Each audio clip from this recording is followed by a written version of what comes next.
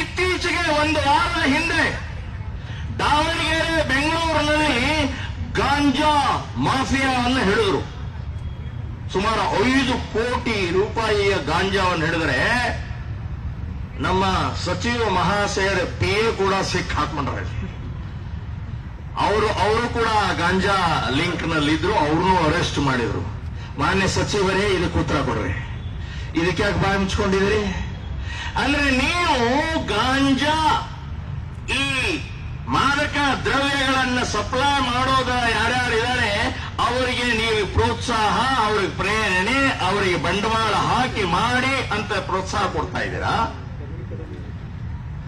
ಹೀಗೆ ಅನೇಕ ಇವತ್ತ ಚಾಮರಾಜಪೇಟೆಯಲ್ಲಿ ಇರುವಂತಹ ಮೈದಾನ ಹೋರಾಟ ಆಗಿ RSSನ ಮೆರವಣಿಗೆ, RSSನ ಪಥಸಂಚಲನಕ್ಕೆ ಅವಕಾಶ ಕೊಡಲಿಲ್ಲ. ಈಗ ಸರ್ಕಾರಿ ಜಾಗ ಅಂತ ಹೇಳಿ ಸುಪ್ರೀಂ ಕೋರ್ಟ್ ಹೇಳಿದಿರಿ. ಸುಪ್ರೀಂ ಕೋರ್ಟ್ ಹೇಳಿದೆ ಅದು ಸರ್ಕಾರಿ ಜಾಗ, ಕಾರ್ಪೊರೇಷನ್ ಜಾಗ ಅಂತನ್ನುವಂತ ಡಿಕ್ಲೇರ್ ಆದ ಮೇಲೆ ಅಲ್ಲಿ ವರ್ಷಕ್ಕೆ ಒಮ್ಮೆ ನಮಾಜ್ ಮಾಡ್ತಾರೆ. ಸರಿ ಮಾಡಿ, ನಮಾಜ್ ಮಾಡಿ, ನಮ್ದೇನು ಅಭ್ಯಂತರ ಇಲ್ಲ. ಆದರೆ ಅಲ್ಲಿ ಗಣೇಶೋತ್ಸವ, ಸಾರ್ವಜನಿಕ ಗಣಪತಿಯನ್ನು ಪೂಜೆ ಮಾಡಕ್ಕೆ ಯಾಕೆ ಅವಕಾಶ ಇಲ್ಲ? ಏನ್ ತೊಂದ್ರೆ? ಇದೇ ಮಹಾಶಯರು, ಇದೇ ಸಚಿವರು ಜಮೀರ್ ಅಹ್ಮದ್ ಅವರು ದೆಹಲಿಗೆ ಹೋಗಿ ಇಲ್ಲಿ ಯಾವುದೇ ರೀತಿಯ ಗಣೇಶೋತ್ಸವ ಮಾಡಬಾರದು ಅಂತ ಹೇಳಿ ಸ್ಟೇ ತಗೊಂಡ್ಬಂದ್ರು. ಯಾಕೆ? ಸರ್ಕಾರಿ ಜಾಗನೇ, ನೀವು ಹಾಗೆ ನಮಾಜ್ ಮಾಡ್ತೀರಿ, ಹಾಗೆ ನಾವು ಕೂಡ ಗಣೇಶನ ಹಬ್ಬ ಮಾಡ್ತೇವೆ, ಗಣೇಶನ ಪೂಜೆ ಮಾಡ್ತೇವೆ, ಭಜನೆ ಮಾಡ್ತೇವೆ. ನಮಗೆ ಅವಕಾಶ ಇಲ್ಲ. ನೋಡಿ ಎಂತಹ ಪರಿಸ್ಥಿತಿ. ಈ ದೇಶದಲ್ಲಿ ಸಾವಿರ ವರ್ಷದಿಂದ ಪ್ರಥಮ ಪೂಜಕ ನಮ್ಮ ಮನೆಗಳಲ್ಲೇ, ನಮ್ಮ ಹೊಲಗಳಲ್ಲೇ, ನಮ್ಮ ಎಲ್ಲೇ ಏನೇ ಆದರೂ ಮೊದಲೇ ಪೂಜೆ ಮಾಡುವುದೇ ಗಣೇಶನನ್ನ, ಗಣಪತಿಯನ್ನ. ಅಂತ ಗಣಪತಿಯನ್ನ ಪ್ರತಿಷ್ಠಾಪನೆ ಮಾಡೋಕೆ ಜಮೀರ್ ಅಹ್ಮದ್ ಅಂಡ್ ಕಂಪನಿ ಹೋಗಿ 40 ಲಕ್ಷ ರೂಪಾಯಿ ಒಬ್ಬ ಅಡ್ವೊಕೇಟ್ಗೆ ಕೊಟ್ಟು ಸ್ಟೇ ತರ್ತಾರೆ. ನಮ್ಮ ಕೋರ್ಟ್ ಕೂಡ ಎಂತಾದ್ರಿ ಇದು? ಏನು ಗೊತ್ತಾಗ್ತಾ ಇಲ್ಲ. ಯಾವುದಕ್ಕೆ ಸ್ಟೇ ಕೊಡಬೇಕು, ಯಾವುದಕ್ಕೆ ಬೇರೆ ಕೊಡಬೇಕು, ಏನು ಅಂತ ಅನ್ನೋದೇ ಅರ್ಥ ಆಗ್ತಾ ಇಲ್ಲ. ನಾವು ಕೋರ್ಟ್ನವರು ಯೋಚನೆ ಮಾಡ್ರಿ. ನಿಮ್ಮ ಮನೆಯಲ್ಲೂ ಕೂಡ ಗಣೇಶನ ಪೂಜೆ ಮಾಡ್ತಾರೆ, ಸರ್ಕಾರಿ ಜಾಗ ಇದೆ, ಸ್ಟೇ ಕೊಡ್ತಾರೆ, ಪೂಜೆ ಮಾಡೋ ಹಕ್ಕಿದೆ, ಅವ್ರು ಮಾಡ್ಲಿ ಅಂತ ಆರ್ಡರ್ ಕೊಡೋಗ್ಬಿಟ್ಟು ಇವತ್ತು ನಮ್ಮನ್ನ ತಡಿತಾ ಇದ್ದಾರೆ. ಇವತ್ತು ಅಂದ್ರೆ ನಾನು ನಿಮಗೆ ಯಾಕೆ ಹೇಳ್ತಾ ಇದ್ದೆ ಅಂದ್ರೆ, ಈ ರೀತಿ ಎಲ್ಲವೂ ನಿಧಾನವಾಗಿ ಒಂದೊಂದಾಗಿ ನಡೀತಾ ಇರುವಂತಹದ್ದು. ಈ ಚಾಮರಾಜಪೇಟೆ ಮಿನಿ ಪಾಕಿಸ್ತಾನ್ ಮಾಡಕ್ ಹೊರಟಿದ್ದಾರೆ, ಮಿನಿ ಬಾಂಗ್ಲಾದೇಶ್ ಮಾಡಕ್ ಹೊರಟಿದ್ದಾರೆ. ಇದನ್ನ ತಡೆಯೋಗೋಸ್ಕರನೇ ಇವತ್ತಿನ ಈ ಪ್ರತಿಭಟನೆ ಅಂತ ನೆನಪಿಟ್ಕೊಳ್ಳಿ. ಈ ಆಟ ಇನ್ನು ಮುಂದೆ ನಡೆಯುವುದಿಲ್ಲ. ಇದು ಪ್ರಾರಂಭ ಅಷ್ಟೇ, ಇದು ಪ್ರಾರಂಭ. 10 ಜನ ಇರಲಿ, ಒಬ್ಬರೇ ಇರಲಿ, ನಮ್ಮ ಧ್ವನಿಯನ್ನು ಹಿಂದೂಗಳ ಪರವಾಗಿ ಅನ್ನುವಂತ ನಿರ್ಧಾರ ಮಾಡಿ ಇವತ್ತು ಚಾಮರಾಜಪೇಟೆಯ ಆ ಕ್ಷೇತ್ರದಲ್ಲಿ ನಡೀತಾ ಇರುವಂತಹ ಹಿಂದೂ ವಿರೋಧಿ ಮದರ್ಸಾಗಳಿದ್ದಾವೆ. 100 ಮದರ್ಸಾಗಳಿದ್ದಾವೆ. ಆ ಮದರ್ಸಾಗಳಲ್ಲಿ ಬಾಂಗ್ಲಾದೇಶಿಗಳಿದ್ದಾರೆ, ರೋಹಿಂಗ್ಯಾಗಳಿದ್ದಾರೆ. ನನಗೆ ಅವಕಾಶ ಮಾಡಿಕೊಡಿ, ನಾನು ತೋರಿಸ್ತೀನಿ ಎಲ್ಲೆಲ್ಲಿದ್ದಾರೆ ಅಂತನ್ನುವಂಥದ್ದು ನಾವು ಸರ್ವೆ ಮಾಡಿದ್ದೀವಿ. ವಿತ್ ಫೋಟೋ ತೋರಿಸ್ತೇವೆ, ವಿತ್ ದಾಖಲೆ ತೋರಿಸ್ತೇವೆ. ಬಿಡುವುದಿಲ್ಲ. ಮುತಾಲಿಕರೇ, ನೀವು ಅಲ್ಲಿ ಒಳಗಡೆ ಹೋಗಬೇಡ್ರಿ. ಯಾಕೆ ಹೋಗಬಾರದು? ಅದೇನು ಪಾಕಿಸ್ತಾನ? ಅರೆ ನಮ್ಮ ದೇಶರೇ ಅದು, ಭಾರತದ ಭೂಮಿಯರು. ಪ್ರತಿಯೊಂದು ಇಂಚು ಭೂಮಿಯಲ್ಲಿ ಡಾಕ್ಟರ್ ಅಂಬೇಡ್ಕರ್ ಸ್ವಾತಂತ್ರ್ಯ ಕೊಟ್ಟಿದ್ದಾರೆ. ಎಲ್ಲಿ ಬೇಕಾದಲ್ಲಿ ಹೋಗಬಹುದು, ಎಲ್ಲಿ ಬೇಕಾದಲ್ಲಿ ಮಾತಾಡಬಹುದು ಅಂತನ್ನುವಂತಹದ್ದು ಅವಕಾಶ ಕೊಟ್ಟಂತ ಆ ಸ್ವಾತಂತ್ರ್ಯಕ್ಕೆ ಸಂವಿಧಾನ ವಿರೋಧಿಗಳಿದ್ದೀರಿ ನೀವು. ಚಂದ್ರು ಅನ್ನುವಂತ ಒಬ್ಬ ಹುಡುಗ, 25 ವಯಸ್ಸರಿ, ಪಾಪ ಇನ್ನೂ ಮದುವೆ ಆಗಿಲ್ಲ. ಬೈಕ್ನ ರಾತ್ರಿ ಓಡಾಡ್ಕೊಂಡು ವಾಪಸ್ ಮನೆಗೆ ಬರಬೇಕಾದ್ರೆ ಆ ಪುಂಡ ಪೋಖ್ರಿ ಮುಸ್ಲಿಮರು ಗುಂಡಾಗಳು ಅವನನ್ನು ಹಿಡಿದ್ರು, ತಡೆದ್ರು. बोल बे, उर्दू में बोल, कन्नड़ नहीं बोलना यहाँ कन्नड़ नहीं चलेगा. तेरा नाम क्या बे? ಉರ್ದು ಮೇ ಬೋಲ್. ಅವನಿಗೆ ಪಾಪ ಉರ್ದು ಬರ್ತಾ ಇರಲಿಲ್ಲ, ಕನ್ನಡದಾಗ ಮಾತಾಡ್ತಾ ಇದ್ದ. ಕೇಳಲಿಲ್ಲ ರೀ, ಚಾಕು ಹಾಕಿದ್ರು, ಕೊಂಡ್ ಹಾಕಿದ್ರು. ಚಂದ್ರು ಅನ್ನುವಂತ ಎಳೆ ಹುಡುಗ, ಇನ್ನೂ ಆನಂದವಾಗಿ ಬದುಕಬೇಕಾದಂತ ಹುಡುಗನನ್ನ ಕೊಂದ್ ಹಾಕಿದ್ರು.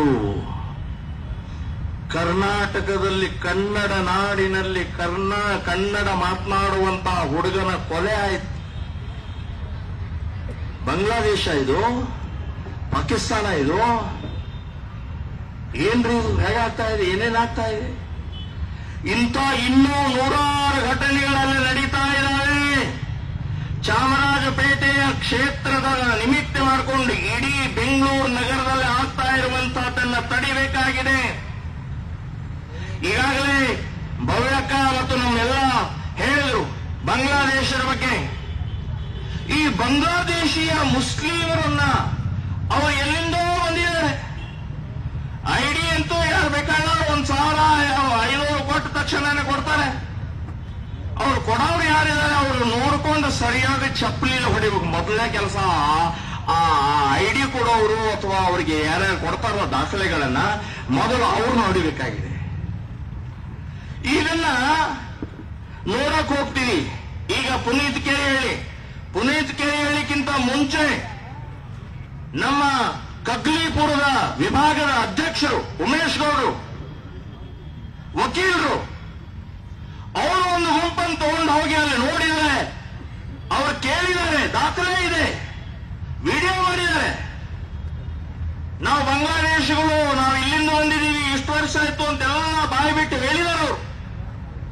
ಅಂತವರನ್ನ ಎಲ್ಲ ನೋಟ್ ಮಾಡಿಕೊಂಡು ಒಂದು ಕಂಪ್ಲೇಂಟ್ ಕೊಟ್ರೆ ನಮ್ಮ ಪೊಲೀಸ್ ಇಲಾಖೆಯವರಿಗೆ ಅಲ್ಲಿ ಹೋಗ್ತಾರೆ. ಇಲ್ಲಿ ಗ್ಯಾಸ್ ಸಿಲಿಂಡರ್ ಅನ್ನ ಬಣ್ಣ ಹಚ್ಚಿ ಗ್ಯಾಸ್ ಫಿಲಪ್ ಮಾಡಿ ಮಾರಾಟ ಮಾಡ್ತಾ ಇದ್ದಾರೆ, ಅಷ್ಟೇ ಒಂದು ರಿಪೋರ್ಟ್ ಕೊಡ್ತಾರೆ. ಅದರಲ್ಲಿ ಬಾಂಗ್ಲಾದೇಶಿ ಇಲ್ಲ, ಮುಸ್ಲಿಮರಿಲ್ಲ, ಏನಿಲ್ಲ. ನಾಳೆ ಇದೇ ಬಾಂಗ್ಲಾದೇಶರು ಪೊಲೀಸರಿಗೆ ನಿಮ್ಮ ಮನೆ ಒಳಗಡೆಗೆ ಹೊಕ್ಕು ಹೊಡಿತಾರೆ. ಅವಾಗ ಬೊಂಬಡಿ ಹೊಡ್ಕೊಡ್ರಿ, ಬೆಂಬಡಿ.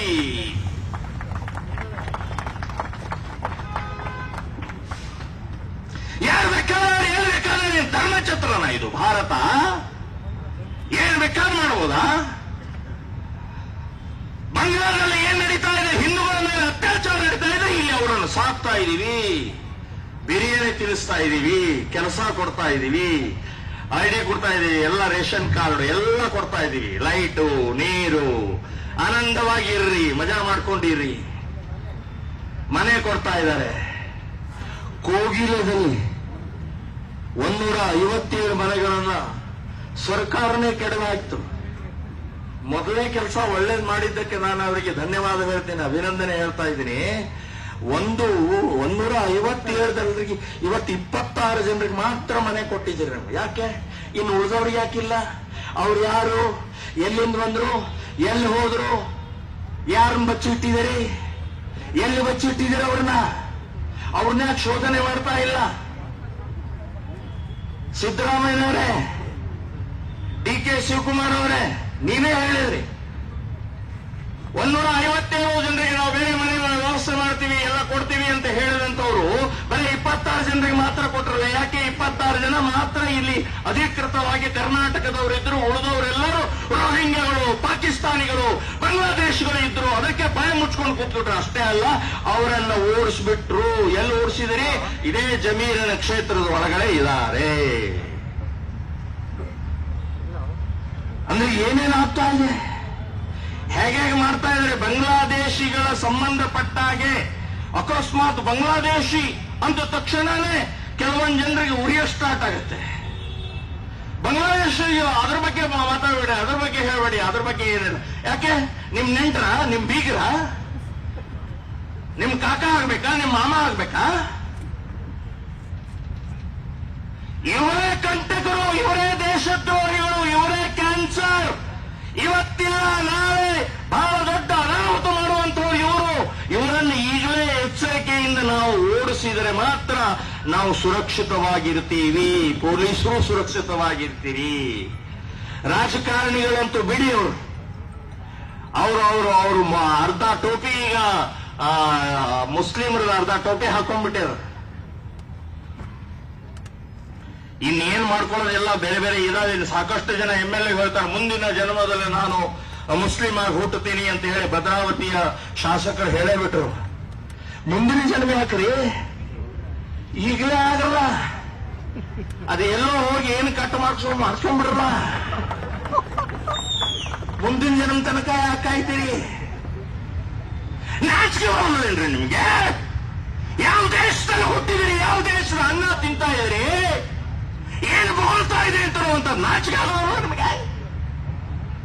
ಎಂಥ ದ್ರೋಹಿಗಳಿದಾರ್ರಿ, ಬರೀ ಓಟಿಗೋಸ್ಕರ ಏನೇನು ಮಾಡ್ತಾ ಇದಾರೆ. ಓಟು ರಾಜಕಾರಣ. ಬಂಧುಗಳೇ, ನಾವು ಎಚ್ಚರಿಕೆ ಮಾಡದೇ ಇದ್ರೆ, ಜಾಗೃತ ಆಗದೇ ಇದ್ರೆ ಮುಂದಿನ ದಿನ ಬಹಳ ಅನಾಹುತ ಇದೆ ಅನ್ನೋದಕ್ಕೇನೆ ಈ ಪ್ರತಿಭಟನೆಯ ಯೋಜನೆಯನ್ನ ನಿಮಿತ್ತ ಮಾಡಿ ಪ್ರಾರಂಭ ಅಷ್ಟೇ. ಇನ್ನು ಮುಂದಿನ ದಿನಗಳಲ್ಲಿ ಚಾಮರಾಜಪೇಟೆಯ ಕ್ಷೇತ್ರದಲ್ಲಿ ಆಗ್ತಾ ಇರುವಂತಹ ಹಲ್ಲೆ, ದೇವಸ್ಥಾನ, ಮೂರ್ತಿ, ನಮ್ಮ ಹಸುವಿನ ರಕ್ಷಣೆ, ಇದೆಲ್ಲವನ್ನೂ ಕೂಡ ನಾವು ಮಾಡೋದು ನಿಶ್ಚಯ ಮಾಡಿದೀವಿ. ನಿಮ್ಮ ಎಷ್ಟು ಲಾಠಿ, ಎಷ್ಟು ಜೈಲು, ಎಷ್ಟು ಕೇಸುಗಳು ಹಾಕ್ರಿ, ಆದರೆ ನಮ್ಮ ಧ್ವನಿಯನ್ನು ನಿಲ್ಲಿಸಕ್ಕೆ ಯಾರ ಅಪ್ಪನಿಂದನೂ ಸಾಧ್ಯ ಇಲ್ಲ. ನಾವು ಮಾಡೋರು ಅಂತನ್ನುವಂತಹ ದೃಷ್ಟಿಕೋನದಿಂದ ಇವತ್ತು ನಾವು ಈ ಪ್ರತಿಭಟನೆ ಮಾಡಿದೀವಿ. ಭಾಗವಹಿಸಿದಂಥವ್ರು ಎಲ್ಲರೂ ಕೂಡ ಅಭಿನಂದನೆಗಳನ್ನು ಹೇಳ್ತಾ ಇದ್ದೇನೆ. ಇವತ್ತು ಭಾನುವಾರ ಬೇರೆ ಬೇರೆ ಎಲ್ಲದ ಏನೇನೋ ಕಾರ್ಯಕ್ರಮಗಳು ಏನೇನೋ ಇರುತ್ತೆ. ಅದನ್ನೆಲ್ಲವನ್ನು ಬಿಟ್ಟು ದೇಶಕ್ಕಾಗಿ, ಧರ್ಮಕ್ಕಾಗಿ, ಚಾಮರಾಜಪೇಟೆಯಲ್ಲಿ ಆದಂತಹ ಆಘಾತದ ಆ ಮಗಳು ಪಾಪ ಇವತ್ತಿಗೂ BCom ಫೈನಲ್ ಅವಳು ಓದ್ತಾ ಇದ್ದಾಳೆ. ಇವತ್ತಿಗೂ ಕೂಡ ಅವಳು ಆ ಭಯದಿಂದ ಹೊರಗೆ ಬಂದಿಲ್ಲ. ಏನು ಭಯ ಪಡೋ ಅವಶ್ಯಕತೆ ಇಲ್ಲ. ಮಗಳಿಗೆ ನಾನು ಹೇಳ್ತಾ ಇದ್ದೀನಿ, ನಿನ್ನ ಜೊತೆಗೆ ಸಾವಿರ ಜನ ಇಲ್ಲಿ ಮಹಿಳೆಯರು ಬಂದಿದ್ದಾರೆ, ನಾವು ಬಂದಿದ್ದೀವಿ, ನಾವು ಅಣ್ಣಂದಿರು ಬಂದಿದ್ದೀವಿ, ಎಲ್ಲರೂ ಬಂದಿದ್ದೀವಿ. ಇನ್ನು ಭಯ ಪಡೋ ಅವಶ್ಯಕತೆ ಇಲ್ಲ. ನಿರ್ಭಯವಾಗಿ ಧೈರ್ಯದಿಂದ ನೀನು ಕಾಲೇಜ್ ಎದೆ ತಟ್ಟಿ ಹೋಗ್ತಾ ಇರು. ಯಾವ ಬಡ್ಡಿ ಮಗ ಏನು ಕೆಣಕ್ತಾನೆ, ಯಾವ ಕಲ್ಲು ಎಸಿತಾನೆ ಅಂತ ನೋಡೋಣ ಅಂತನ್ನುವಂಥದ್ದು ನಾನು ಹೇಳ್ತಾ ಇದ್ದೀನಿ. ಧೈರ್ಯದಿಂದ ನೀನು ಕಾಲೇಜಿಗೆ ಹೋಗಬೇಕು. ಧೈರ್ಯದಿಂದ ಈ ರೀತಿಯ ಸಮಾಜದಲ್ಲಿ ಆಗ್ತಾ ಇರುವಂತಹ ಭಯದ ವಾತಾವರಣನ ಬದಲಾವಣೆ ಮಾಡುವಂತಹ ಕೆಲಸ ನೀನೇ ಮಾಡಬೇಕು ಅಂತನ್ನುವಂತಹದ್ದು ಈ ಸಂದರ್ಭದಲ್ಲಿ ಹೇಳಿ, ಸೊ ಎಲ್ಲ ಹಿರಿಯರು, ಮಾಲಾಧಾರಿಗಳು, ಓಂ ಶಕ್ತಿಯ ಪ್ರಮುಖರು ಬಂದಿದ್ದಾರೆ, ನಮ್ಮ ಹಿರಿಯ ವಕೀಲರು ಬಂದಿದ್ದಾರೆ. ಸೊ ಎಲ್ಲರಿಗೂ ಕೂಡ ನಾನು ಧನ್ಯವಾದವನ್ನ ಹೇಳಿ ನನ್ನ ಮಾತನ್ನ ನಾನು ಮುಗಿಸ್ತಾ ಇದ್ದೀನಿ. ನಿರ್ಭೀತ, ನಿಷ್ಪಕ್ಷಪಾತ, ವಿಶ್ವಾಸಾರ್ಹ ಸುದ್ದಿಗಳಿಗೆ ಮತ್ತೊಂದು ಹೆಸರಾಗಿರೋ News18 ಕನ್ನಡ ಈಗ ಆಪ್ನಲ್ಲೂ ಲಭ್ಯ ಇದೆ. ದಯವಿಟ್ಟು ಇಲ್ಲಿರೋ QR ಕೋಡ್ ಅನ್ನ ಸ್ಕ್ಯಾನ್ ಮಾಡಿಕೊಂಡು ಆಪ್ ಡೌನ್ಲೋಡ್ ಮಾಡೋದಕ್ಕೆ ಮರಿಬೇಡಿ. ನಿಮ್ಮ ಬೆಂಬಲ ಹೀಗೆ ಸದಾ ನಮ್ಮೊಂದಿಗಿರಲಿ. ಧನ್ಯವಾದ.